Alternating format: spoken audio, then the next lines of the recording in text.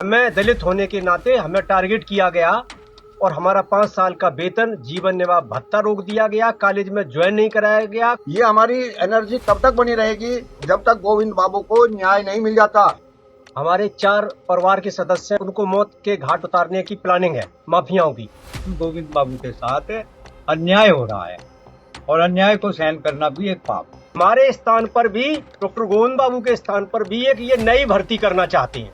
इनका पूरा परिवार आज मृत्यु की कगार पर है, तो हम अपने सामने 5 आदमियों की मृत्यु होते नहीं देख सकते। क्योंकि अल्पसंख्यक दर्जा से इन्हें भर्ती में अधिकार मिल गया, तो पीछे पर्दे के पीछे क्या खेल होता है ये सबको पता है। अभियान रुकने वाला नहीं है। अब जब तक इनको न्याय नहीं मिल जाता तब तक ये अभियान चलता रहेगा। तो दोस्तों, हमारे साथ डॉक्टर गोविंद बाबू जी हैं, इनसे पूछते हैं। सर नमस्कार। नमस्कार सर, जैसे कि 25 तारीख मतलब 25 फरवरी से आज 28 फरवरी हो चुकी है, तो आपको कैसा लग रहा है कि ये अभियान कामयाब हो पाएगा? निश्चित रूप से जब जन समर्थन मिल रहा है, पूरे क्षेत्र में ये पुकार हो गई है कि हमारा उत्पीड़न हो रहा है। हमारे 4 जो परिवार के सदस्य हैं उनको मौत के घाट उतारने की प्लानिंग है माफियाओं की। तो ईश्वर साक्षी है कि जब अन्याय होता है तो लोग जन समर्थन के लिए खड़े होते हैं। तो बड़े पैमाने पर हमें जन समर्थन मिल रहा है। साथ ही साथ 2013 में कॉलेज कमेटी और प्रिंसिपल साहब ने ये लिख के दिया था, उत्तर प्रदेश प्रमुख सचिव उत्तर प्रदेश शासन उच्च शिक्षा लखनऊ के सामने की, डॉक्टर गोविंद बाबू का भविष्य में उत्पीड़न नहीं किया जाएगा, भेदभाव नहीं किया जाएगा। लेकिन आज ये सिद्ध हो गया है कि हमें दलित होने के नाते हमें टारगेट किया गया और हमारा 5 साल का वेतन, जीवन निर्वाह भत्ता रोक दिया गया, कॉलेज में ज्वाइन नहीं कराया गया। कुलपति के चौलचरण सिंह विश्वविद्यालय मेरठ के आदेश, 4 आदेश के बावजूद भी हमें कॉलेज में कार्यभार ग्रहण नहीं कराया जा रहा है। साथ ही साथ हमारे खिलाफ उसके बाद 3 साल तक मुझे जेल में रखा झूठे अपराधों में। उसके बाद 2000 इसमें इन्होंने 376, 307 भी लगा दी, जिसमें 15 फुट ऊंची दीवार दिखाई कि हम, हमारी पत्नी, हमारी भतीजी कॉलेज में कूद के भाग गए, जबकि कॉलेज में कैमरा लगा है। तो जज साहब ने ये पूछा कि 15 फुट ऊंची दीवार, कटीले तार लगे हैं, तो कोई कूद के कैसे भाग सकता? तो इससे ये सिद्ध होता है कि हमारा 376, 307 खत्म कर दिया गया और हमारे ऊपर झूठे अपराध के केस लगाए गए, जिससे हमारा परिवार दर दर की ठोकरें इस समय खाने को मजबूर है। हमारे 2 बच्चे उनकी को शिक्षा से वंचित हो रहे हैं, जबकि सरकार का अभियान है कि सबको शिक्षा मिले, लेकिन हमें आज एक अच्छे प्रतिष्ठित स्कूल से बच्चों को निकालना पड़ रहा है।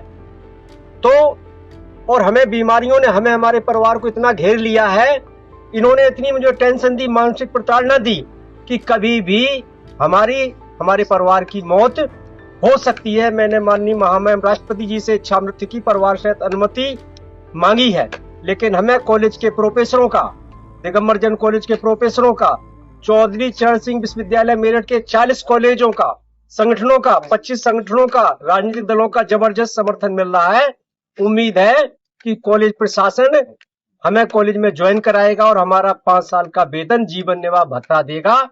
हम शांति ढंग से कॉलेज के बच्चों के विकास के लिए निरंतर प्रगतिशील है और चाहते हैं कि उन बच्चों का भविष्य खराब ना हो। यहाँ तक कि हमारा कॉलेज के एडमिशन प्रोस्पेक्ट में भी नाम खत्म कर दिया 2 साल पहले, जबकि हम आज भी कॉलेज में कार्यरत है, नियमानुसार उच्च शिक्षा से चयनित इलाहाबाद से प्रोफेसर हैं।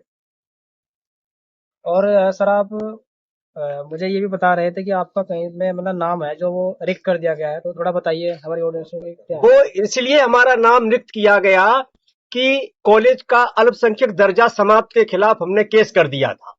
तो अल्पसंख्यक दर्जा यदि बना रहेगा तो प्रोफेसरों की भर्ती में इनको अधिकार मिल जाता है।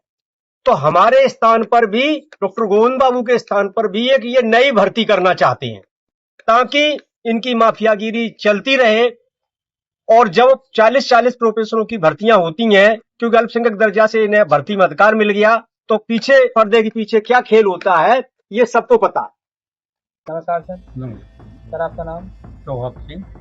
सर, आप इस अभियान का किस तरीके से समर्थन कर रहे हैं? हमारा उद्देश्य ये है जी कि इस एरिया में जो भी विकृतियां हैं उसमें हम उसे दूर करने में अपना पूर्ण सहयोग करें, जितना संभव हो सके योगदान करें।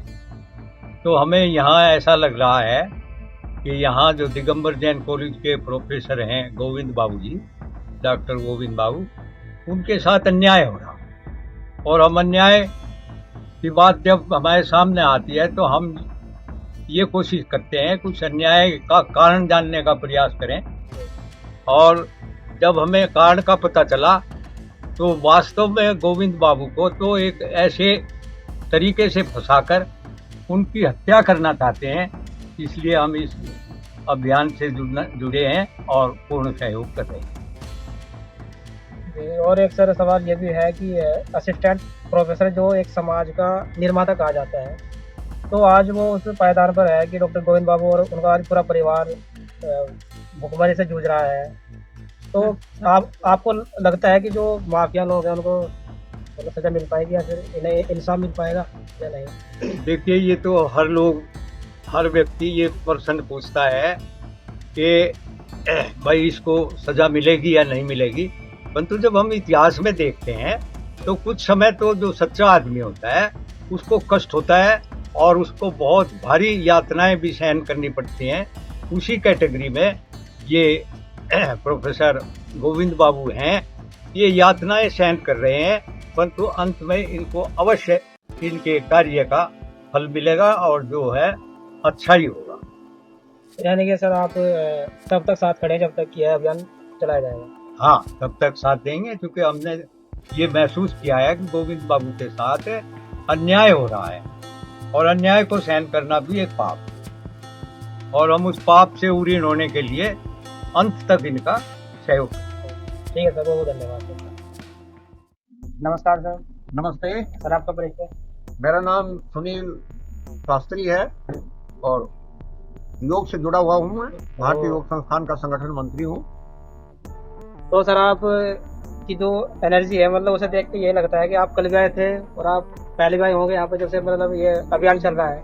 बिल्कुल, हमारे योग की थीम ही यही है कि जियो और दूसरों को जीवन दो। जीवन दो। तो सर यही है कि आपकी जो एनर्जी है, ये आपकी एनर्जी मतलब कब तक बनी रहेगी? ये हमारी एनर्जी तब तक बनी रहेगी जब तक गोविंद बाबू को न्याय नहीं मिल जाता। इनके परिवार को, गोविंद बाबू को, इन्होंने कोई भी गलत काम नहीं किया, इन्होंने कोई भी गैर कानूनी काम नहीं किया। इनको अनावश्यक रूप से प्रताड़ित किया जा रहा है, अनावश्यक रूप से इनका हरासमेंट किया जा रहा है और उस हरासमेंट के तहत इनका पूरा परिवार आज मृत्यु की कगार पर है। तो हम अपने सामने 5 आदमियों की मृत्यु होते नहीं देख सकते। ये मानवता के ऊपर एक बहुत बड़ा कलंक होगा यदि हम सब के सामने यदि ये परिवार समाप्त हो जाता है। तो इससे ज्यादा शर्म की बात इस क्षेत्र के लिए और हम सब के लिए कुछ नहीं हो सकती। तो सर ये बताइए, आप समाज और प्रशासन को क्या संदेश देना चाहेंगे? हम समाज और प्रशासन से वो मैं यही कहना चाहता हूँ कि हम सबको इस अन्याय के खिलाफ, जो ये मैनेजमेंट, ये दिगंबर जैन डिग्री कॉलेज की मैनेजमेंट जो गोविंद बाबू के खिलाफ जो षड्यंत्र कर रही है, उसके खिलाफ हम लोग अंतिम श्वास तक इनका साथ देंगे और इनको न्याय मिलना चाहिए। शासन और प्रशासन से मेरी यही अपील है कि जो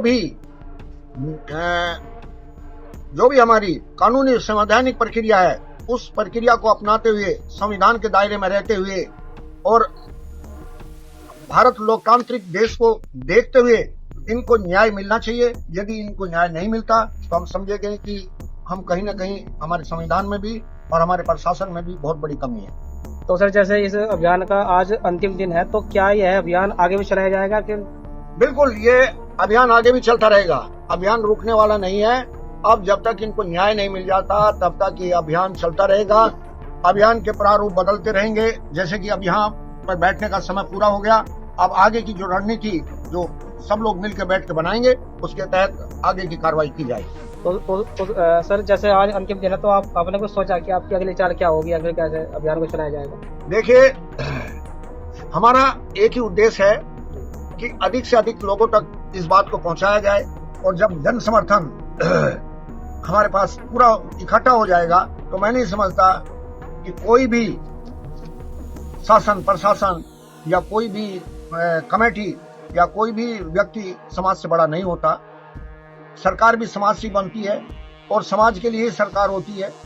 तो जब समाज कहेगा तो उनको उनकी बात का संज्ञान लेना पड़ेगा और गोविंद बाबू को न्याय मिल सकेगा, ऐसी मेरी उम्मीद है, आशा है और यही मानवता की पुकार है।